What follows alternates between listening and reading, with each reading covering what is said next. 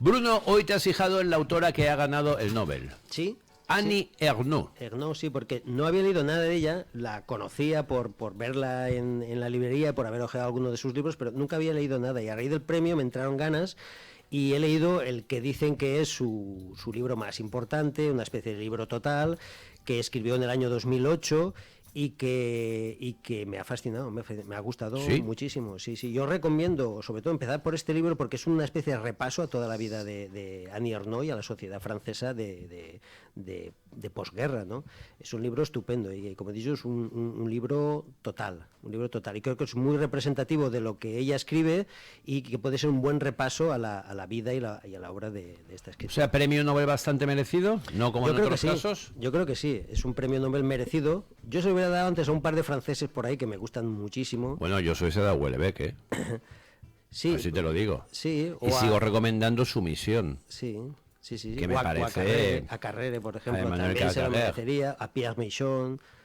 Sigo también. prefiriendo a Houellebecq, por la capacidad que tiene para sacudir la sociedad con sus libros. Pero bueno, en este caso... menos a Murakami. Desde luego. Vamos. Incluso a Bob Dylan antes que a Murakami. Hombre. En este caso ya... Y a Rafael, si hace falta. Es el 16º premio Nobel que se da a un escritor francés. En este caso es el primero que se da a una mujer o una escritora francesa. Es el primero. Annie Ernaux, ¿no? Por fin se lo han dado a una mujer en Francia, ¿no? Y por si no la conocen, pues Annie Ernaux nació en 1940 en una pequeña aldea, un pequeño pueblo de Normandía, y sigue viva. Tiene 82 años, súper lúcida, sigue escribiendo, sigue dándole vueltas al mundo, le siguen haciendo entrevistas. De hecho, ahora Mon acaba de presentar en el Festival de Cine de Nueva York una peli documental que ha montado junto con su hijo, titulada Los años Super 8, que es una especie de montaje hecho con vídeos caseros que hacía su marido. Buah, eso me flipa. Sí, le ha puesto voz en off, ella ha hecho un guión en off para esta película, la han montado, como he dicho, ella y su hijo, y la acaban de presentar en el Festival de Cine de Nueva York. Por respecto a eso, recomiendo My Mexican Wrestler, que es una película que va en torno a eso, que es maravillosa, súper bonita. Yo he visto algunos de los vídeos y son grabaciones caseras hechas en el domicilio de ellos y que reflejan un poco la vida que llevaban en los años 70 ella con su marido y sus dos hijos, ¿no? Muy interesante. Para conocerla a ella, sobre todo, ¿no? O sea que la semana está por ahí, goza de buena salud, cero lúcido y dando voltios por el mundo. Guapísima, con 82 años, espectacular. Muy bien. Un bellezón de 82 años. Muy lúcida, muy Ahora, inteligente. Que Francia tenga, ¿cuántos premios Nobel has dicho de literatura? 16. Desproporcionado, ¿no? Comparados a los que tienen otros países, ¿no? A ver, me parece algo exagerado que España solo tenga Echegaray, Cela, Vicente Alexandre. Vicente Alexandre, un poeta, sí. Sí. Tenemos ¿Y alguien 3. más? 3 posiblemente. 3 o 4. Sí. Nos salen 3, Echegaray, Cela y Vicente Alexandre. Sí. Claro, que España solo tenga 3 con la cantidad y la calidad de buenos escritores que hay, y Francia 16. Bueno, como sabemos cómo funcionan los premios en general, ¿no? Pues en este no hay año que no haya polémica en la concesión, ¿no? Unos años más de acuerdo, otros menos, pero siempre hay la pequeña polémica, ¿no? Pues bueno, como decía, Annie Ernaux nació en 1940 en Normandía, en un pequeño pueblo. Era de una familia humilde, su padre era agricultor, su madre en un principio trabajaba en una fábrica, pero luego montaron entre los dos una especie de cafetería ultramarinos, tienda de ultramarinos, pues una tiendecita de víveres con una pequeña barrita de bar y tal, y parece ser que la llevaba su madre y le iba bastante bien. Eso les permitió pagarle estudios a la niña que era hija única. Bueno, ella tuvo una hermana mayor que murió 2 años antes de que ella naciera con 7 años, ¿no? Entonces no la conoció. Le dedica un libro, al final uno de los últimos libros de ella está dedicado a esa hermana que no conoció, ¿no? Y como digo, le iba bastante bien a sus padres esta cafetería y tienda de ultramarinos y pudieron pagarle los estudios. Era una niña inteligente, fue al instituto, fue a la universidad, y después de acabar la universidad se sacó una plaza de profesora de instituto, trabajó casi toda la vida de profesora de instituto, al final trabajó también de profesora en lo que aquí en España sería la UNED, la Universidad de Distancia, pero en Francia, ¿no? En la que alcanzó el grado de catedrática. Por tanto, viene de una familia muy humilde y consiguió, digamos, cambiar aparentemente de clase social. Ese es el gran problema de toda la obra de Annie Ernaux, la gran preocupación de esta mujer, el desclasamiento, la sensación de no sentirse en otra clase, no haber cambiado de clase. Es que eso es lo que permite, si me perdonáis, Mon, el capitalismo, al revés que el comunismo, que es lo que nunca permite el comunismo. Esto lo permite el capitalismo, que salgas de muy abajo y llegues muy arriba. Sin embargo, teniendo un lado muy salvaje y seguramente ella luego lo critica. Pero es que eso es lo que permite el capitalismo también, que luego pongas a caldo el capitalismo gracias a cuál has triunfado. Pero eso es curiosísimo. El comunismo nunca se ha implementado, se han implementado dictaduras comunistas. Bueno, pues fíjate, qué mala suerte hemos tenido siempre con el comunismo. Bueno, el capitalismo también se ha implementado en dictaduras fascistas o nacionalsocialistas. Sí, pero es lo una mismo, cosa y otra que eliges. Ramón, claro, y los otros yo no elijo más. ninguna. Yo si no me dan libertad, yo no elijo ninguna. Pues es que el capitalismo te da libertad. No, pero en un régimen. comunismo no. Pero en un régimen dictatorial no. Que quiero Bueno, decir. pero es que una dictadura eso es una dictadura. Pero eso que has dicho es una boutad como no. Pero es que el comunismo con Franco es una dictadura. con Franco no había paro, no, y con Castro tampoco, pero había dictadura. No, hay una diferencia. Con Franco la gente comía y podría montar un bar y una empresa y viajar al extranjero. En Cuba en la tampoco se Cuba de moría la Castro gente. no. Pero Tampoco en la se Cuba de moría la Castro tú gente. no puedes montar un bar ni puedes ir al extranjero. Ya, Fíjate pero te digo qué diferencia. Incluso entre las dictaduras hay diferencias. Que yo, de la misma manera ¡Que te calles! que no diferencio entre dictaduras, tampoco diferencio entre asesinos. No, pues hay diferencias. No, es que, hay diferencias. es que este ha matado a 3 y el otro ha matado a 5. No, es que hay uno que es menos asesino que otro. Y tú más. Cállate tú, porque me tengo que callar yo. Que estamos en la sección de libros. Espérate, alguien. No, es que a mí me sabes lo que ¿Puedo ha hecho. acabar? No, es que me has tocado los cojones. Perdón. Es que me has dicho, cierra esa boca.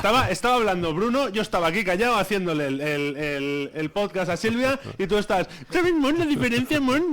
Solo ha faltado Lady Montserrat diciendo, pues muy bien, es lo único que ha faltado. No, si te hubieras puesto los cascos me hubieras espera, que no te escuchado digo. decir y tú más. Incluso entre Es lo que tú asesinos haces. no es lo mismo. Que Si no. yo me cargo a alguien que está violando a una mujer que si me cargo a alguien a sangre fría. ¿Ves? Habla, Chucho, ¿Ves? que no te escucho. Es lo único que te voy a decir. Oye, qué ¿Qué cosa más quieres bonita dejar a te Bruno? dice. Bruno, por favor, sigue. Puedes seguir, molaría que siguiera Porque Bruno. lo del Es que capitalismo has es que interrumpido. es tan bueno que puedes criticarlo. El comunismo no si es un país A comunista. no ser que esté, no se te esté ocurra. en una dictadura. Como a no ser suele que esté en una bueno, dictadura. es que el como comunismo es suele dictadura. pasar. Ellos No, es que el admiten la comunismo no se ha democracia. implementado. Y yo Es no que soy- ellos y yo no soy no, comu- es que y no, y yo no soy comunista. comunismo Que no te no voy a admite dejar la hablar. democracia. Es que yo ¿Ves? no soy comunista. Eso es comunismo.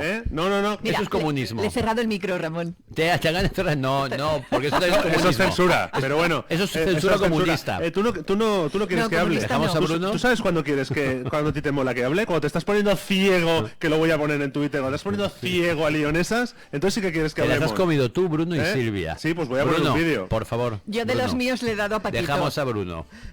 Bueno, después de este paréntesis Sí. de politología, Sí. seguimos con Annie Ernaux. Pues bueno, Politología barata, pero barata. De barra de bar. Pero barata, vamos. Subamos el nivel con Anierno. Annie Ernaux, gracias a la cafetería y los ultramarinos, pues consiguió cambiar de clase, aunque sufrió siempre estas dudas, la sensación de que en realidad no había cambiado de clase. Materialmente había cambiado de clase, pero la sensación psicológica que tenía era de que no lo había hecho. Y sentía vergüenza, porque de alguna manera sentía que había traicionado a su clase.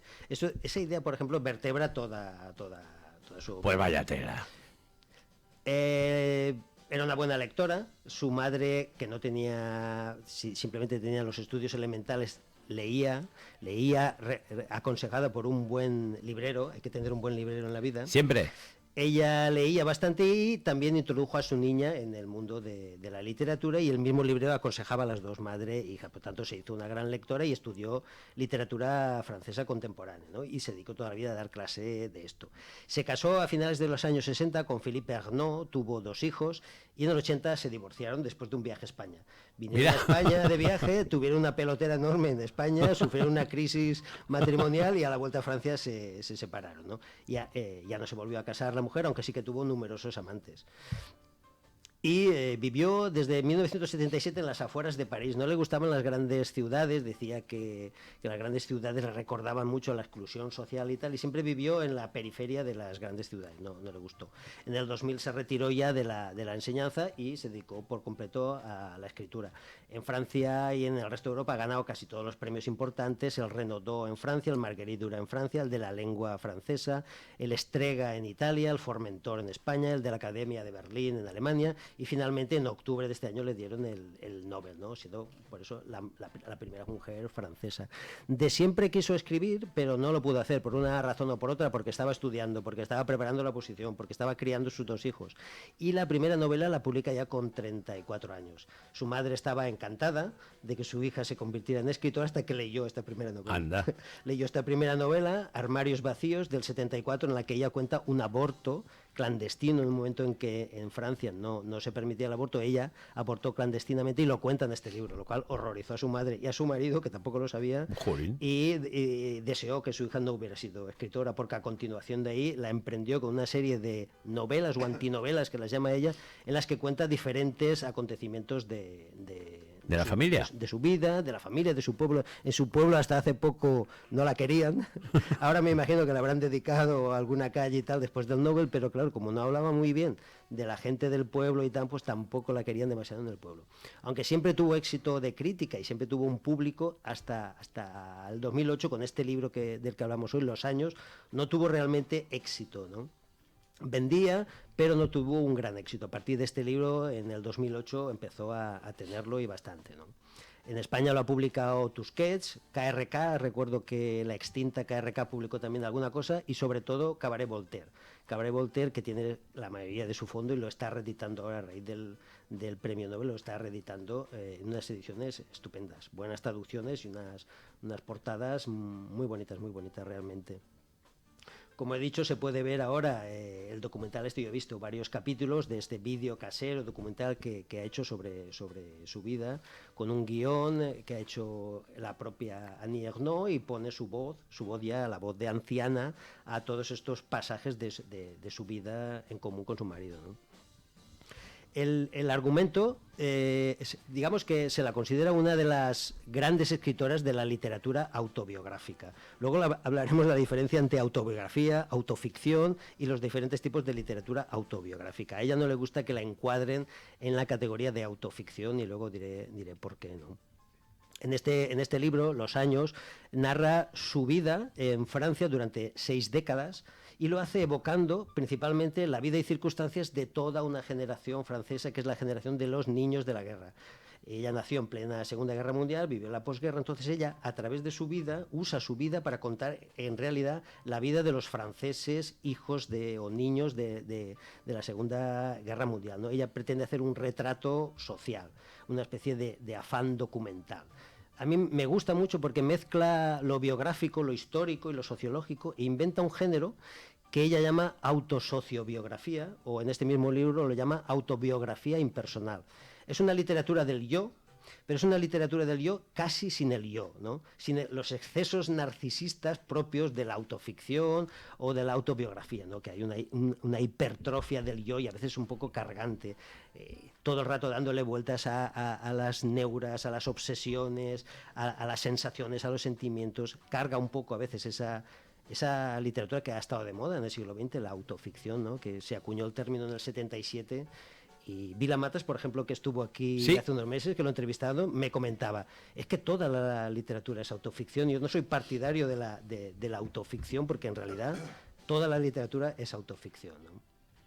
La diferencia, digamos, entre autoficción y autobiografía sería en que la autobiografía tiene un pacto de verdad, el autor pacta contigo decirte la verdad, y en la autoficción hay un pacto de ficción o un pacto de mentira. En los dos casos, por ejemplo, autor, narrador y protagonista son los mismos, pero en el caso de la autobiografía hay un pacto de verdad, y en el caso de la autoficción hay un pacto de ficción o de mentira, ¿no? Pero en los dos casos se miente, porque ahí, todo recuerdo que tienes es siempre mentira. O intencionadamente, o por omisión. El escritor incumple el pacto de verdad. Hombre, a ver. Y cuenta alguna mentirijilla también en la autobiografía, ¿no? Pero no solo eso, que tú puedes, yo puedo hablar de cosas que me han sucedido que no sucedieron así, claro, pero es la. ¿Hay algún caso en España de autobiografías que son implacables con ellos mismos? Jesús Pardo, en Autorretrato sin retoques, es espeluznante. Sí. Y La hierba crece despacio, de Ignacio que era de Valencia, que colaboró en El País un montón de años, Ignacio Carrión. ¿La hierba qué? La hierba crece despacio. Por cierto, está en París, Valencia, por unos poquitos euros. Demoledor. Pero claro, ese también pone a caldo a su familia, que eran millonarios. El padre era un pediatra en la calle Colón y la madre era un fortunón de Valencia, y los pone a caldo. Pero en los años 60 lo pudieron enviar a hacer el psicoanálisis a Alemania cuando nadie iba. O sea, era ese nivel de millonario. Y pone a caldo a la familia. Es que mi familia... Hombre... Ahora siempre acaba, sobre todo con la familia, más que con él mismo. Pero Jesús Pardo, autorretrato sin retoques, es tremendo. Sí. Tremendo. A mí me suele gustar bastante este género, excepto en los casos en que hay una hinchazón excesiva del Claro, en los que yo siempre gano, y yo triunfo, yo como molo. Ese yo como molo, claro. Ese no, eso es insoportable. Pues nada, la estructura de este libro es una especie de flujo constante, no hay capítulos, pero está acotado este flujo por diferentes referentes temporales que vienen dados por fotos. Cada X páginas describe una foto que está fechada y tú te das cuenta de qué momento, de qué década está hablando, ¿no? Entonces no hay capítulos, pero sí puedes cortar este flujo a través de las diferentes fotos o fotogramas fechados que ella va introduciendo a lo largo del texto. Como he dicho, transcurren 6 décadas por este libro, ¿no? Que tiene apenas 300 páginas. ¿Cómo lo hace? ¿Cómo consigue esta autosociobiografía, ¿no? ¿Cómo consigue que lo biográfico se mezcle con lo social o que lo biográfico sirva para contar lo social? A través de 3 procedimientos, sobre todo muy interesantes de la forma, ¿no? No usa el yo, no usa la primera persona. Habla desde la tercera persona, desde ella, no usa el yo, es autobiográfico o casi autobiográfico, pero no usa el yo, usa la tercera persona del singular, lo cual me parece muy interesante para establecer cierta distancia. No habla de ella misma, sino de ella. O a veces usa la primera persona del plural, un nosotros inclusivo en el que se incluye ella. Va alternando estas 2 formas de narración, o la tercera persona del singular, no la primera, que es lo típico en la autobiografía o en la autoficción, y la primera persona del plural. Otra cosa interesante son las listas. Hace listados de imágenes, de objetos, de situaciones, de libros, de personajes, que es una técnica que usó mucho George Perec, que ya hablaremos algún día de George Perec, ¿no? Uno de los fundadores de Oulipo. Tiene un libro que se llama Me acuerdo, que empieza así: me acuerdo, y todo el libro es un listado de recuerdos que tiene, recuerdos que despacha en 1 o 2 líneas. Pues en este caso ella usa mucho este procedimiento de las listas de todo tipo. Entonces hace que avance la historia enumerando de forma casi inventarial una serie de como he dicho, o de imágenes, o de objetos, o de situaciones. Otra cosa muy interesante es el uso que hace de su diario personal. Muchísimos escritores escriben un diario personal. Ella lo escribe desde los 16 años. Y muchos lo utilizan como laboratorio de escritura. Virginia Woolf lo usaba como laboratorio de escritura, son interesantes, pero ella no. Ella lo usa como banco de datos. Ella, como toda su literatura es memorialística, necesita un banco de datos de los cuales extraer la información. Entonces ella tiene toda su vida anotada y fechada en cuadernos y la información la extrae de ahí porque ella necesita saber quién era hace 20 años, quién era hace 40 años, y ese yo lo incorpora a la narración actual, ¿no? Entonces hace un uso muy interesante del diario personal como banco de datos. Entonces estas 3 cosas, las listas, el banco de datos del diario y el uso de la tercera persona del singular combinada con la primera del plural, le dan este aire de flujo constante y este aire sociológico que tiene la narración, ¿no? No importa tanto su yo como la vida. Para la lectura queda un poco árido. Nada. Todo lo contrario. Paso a hablar de su estilo, que es un estilo llano, crudo, es un estilo documental, notarial, casi forense en algunos casos. No usa prosa alambicada, prosa muy sencilla, porque ella para no traicionar el patois que hablaba su padre, sabemos que en Francia hay unos 70 y pico dialectos que los denominan patois, en cada región hay un dialecto. Su padre hablaba patois, ella hablaba patois, entonces no usa el lenguaje académico que ha usado que usaba en la universidad, sino un lenguaje llano, accesible a todo el mundo, ya te digo, casi forense por los análisis que hace. No hace una poesía nostálgica del pasado o llorosa sobre lo perdido, no. Es muy lúcida. Ella siempre habla del goce de la lucidez, es muy lúcida y certera en los análisis que hace. Está muy inspirada por el sociólogo Bourdieu, que era su amigo. Leyó muchísimo a Simone de Beauvoir, también El segundo sexo, sobre todo, es fundamental para ella. Y una cosa que me interesa mucho es que acompaña siempre el proceso de escritura con reflexión sobre la propia escritura. A medida que va escribiendo, en algunos capítulos va reflexionando sobre el proceso de escritura que pretende plasmar en esa obra en concreto. Entonces, a renglón seguido tienes un párrafo y a continuación la explicación teórica de por qué ha usado esa forma, por qué ha pensado que era la mejor para contar lo que quería contar. Eso es muy interesante siempre. Las 2-3 últimas páginas del libro son muy iluminadoras porque te cuenta exactamente cómo lo ha querido hacer, ¿no? Cómo ha querido diferenciarse de otros textos de autoficción o autobiográficos, ¿no? Para ella el objetivo es llegar al núcleo de la realidad, reduciendo al máximo lo imaginario, es decir, pero sin pasarse al documento real. O sea, reduce al máximo lo imaginario para acercarse a la verdad, pero sí que inventa la forma, inventa la voz, escoge un recuerdo, como decía Ramón Mon antes, u otro, ahí sí, selecciona recuerdos, pero no inventa, por ejemplo, ni personajes, ni situaciones, ni momentos históricos, ni nada. Entonces, intenta recuperar esa realidad, salvarla. Dice, hay una frase muy significativa, que es la última, con la que acaba el libro, que dice, salvar algo de ese tiempo en el que nunca más volveremos a estar. Entonces, ella hace una especie de ejercicio de rescate de determinadas cosas que sabe que si no las deja por escrito, pues desaparecerán por completo. Muy interesante, Ramón. Yo recomendaría, aunque es del 2008 y su primera es del 74, empezar por esta novela. Los años, sí. Pues tenemos caso, Bruno. Sí, y ahora Silvia, para rematar, nos leerá un fragmentito que es de este mismo libro en el que explica muy bien lo que quiso hacer. Ok, Silvi. No va a ser una tarea de rememoración tal y como suele entenderse, con la pretensión de convertir una vida en relato, en una explicación de la propia persona. No piensa buscar en su foro interno más que para recuperar allí el mundo, la memoria y la imaginería de los días del mundo ya idos, captar el cambio de las ideas, de las creencias y de la sensibilidad. Por lo tanto, en realidad no se cuenta a ella misma, sino que a través de ella misma cuenta a la sociedad en la que vivió y sus cambios, ¿no? Muy interesante. Y sobre todo técnicamente. A mí lo que me ha fascinado es cómo lo ha hecho técnicamente, con este manejo de narradores que me parece genial. Pues Bruno Montano, ¿qué podemos hacer más allá de darte las gracias? Leer el libro. Eso, Bruno, y no darte el coñazo cuando vayamos ahí donde trabajas. Y no efectuar y dejarte hacer la sección. Devoluciones. Como gente que te interrumpe. Y no ir ahí a devolver Y a mí me daría mogollón de vergüenza molestar. ir a devolver un libro que sé que me he leído. Pues De verdad. Bueno, pero es lo mismo como quien se compra un traje de fiesta, se lo pone, no se quita la etiqueta. ¿Se lo baja por el morro? No es lo mismo. Ah, ¿no? ¿Por qué?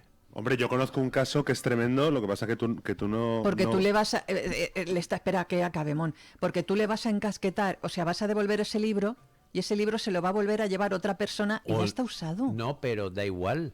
Pero ese libro, el autor iba a recibir unos derechos de autor que no va a recibir, porque lo ha devuelto. Y la persona que se baja un libro, el autor tampoco recibe compensación por su trabajo. Ramón, yo conozco el caso, un amigo mío de Madrid... Un amigo suyo sacó un libro y además, bueno, cierta repercusión, y él se lo leyó, pero se lo bajó de internet, no lo pilló. Ya. No, entonces dices, vaya tela. Estando como están las bibliotecas, que Claro, funcionan muy bien, y yo toda la vida he echado mano de las bibliotecas, yo no entiendo cómo la gente se baja el libro. A mí me lo contó, y a mí me lo contó mi amigo. Algo y se me tendrá dijo, que llevar el escritor. Voy a la presentación, y no, es en Madrid, y digo, pero lo has pillado ya, pero no salía tal, y dice, no, es que me lo he bajado. Digo, ¿en serio? ¿Eres capaz de hacer eso?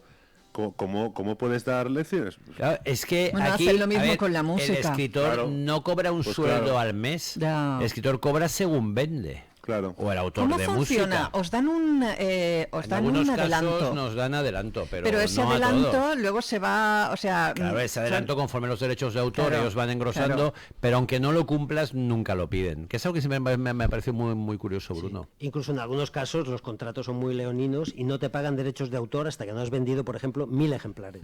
Te empiezan a pagar derechos de autor cuando llegas al ejemplar 1001. Sí, hombre, o sea, hay algunos casos sangrantes realmente. Pero fíjate que a Bono, no sé si le adelantaron 1 millón de euros por sus Deu2 memorias. o No, al de aquí, al de aquí, al que fue ministro de aquí. Es que hace poco han sacado un trozo de papel con las memorias de Bono. Pues le adelantaron a Bono, el de aquí, 1 millón de euros, y creo que no ha vendido ni 2000 ejemplares en toda España, pero él no devuelve el adelanto.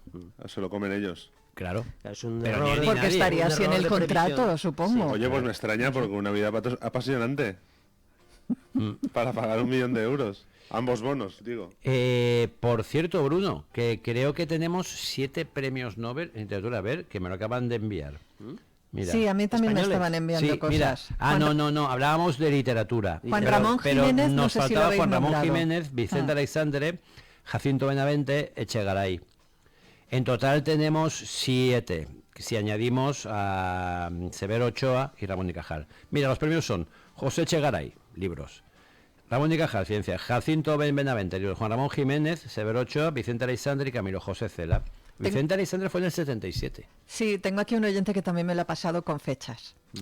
Poco es, ¿eh? Dos en medicina y 5 en literatura. ¿Y el último CELA de qué año sería? El de CELA, Años pues 80, te lo por ahí. digo. En el 89. 89.